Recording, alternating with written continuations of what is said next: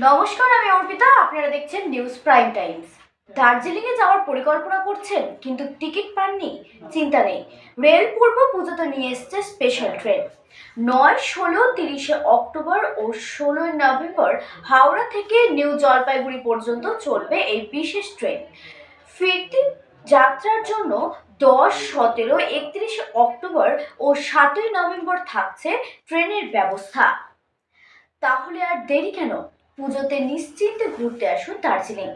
খবরের জন্য চোখ রাখুন নিউজ প্রাইম টাইমসে।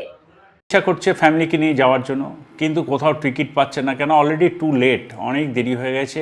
সমস্ত ট্রেনেই প্রচুর ওয়েটিং লিস্ট। মুশকিল আসানে এসে গেছে পূর্ব রেলওয়ে আপনাদের জন্য।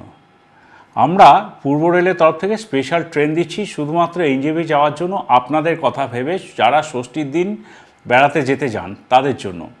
এই ট্রেনটি হাওড়া থেকে ছাড়বে রাত্রি 11:55 এবং ব্যান্ডেল, নবদ্বীপ ধাম, কাটোয়া, মালদা হয়ে পরের দিন সকাল 10:45 এনজেপি বা নিউ জলপাইগুড়ি পৌঁছবে।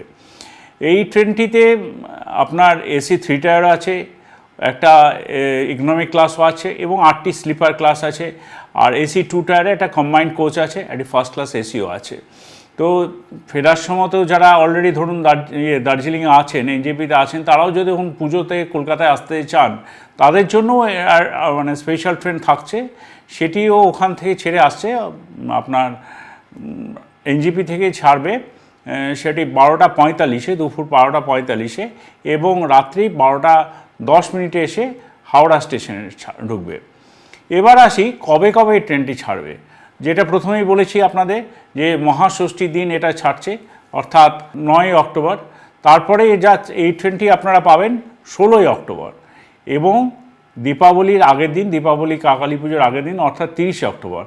আরেকটি দিন আমরা পাবো, সেটা হলো নভেম্বর মাসের 6 তারিখ।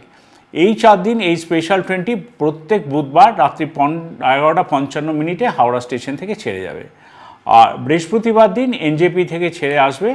যারা বৃহস্পতিবার দিন মানে ধরুন এনজেপিতে আছেন বা গেছেন, এক সপ্তাহ ঘুরে টুরে ফিরে আসতে চান কলকাতার জন্য, তারাও তো অনেকে টিকিট পাচ্ছিলেন না, তাদের জন্য এই ব্যবস্থাটা থাকলো। সেটি এনজেপি থেকে ছেড়ে আসবে অক্টোবরের 10 তারিখ অর্থাৎ মহাসপ্তমীর দিন, 17 তারিখ এবং 31 তারিখ অক্টোবরের। আর নভেম্বরে আসছে ওটি 7 তারিখ।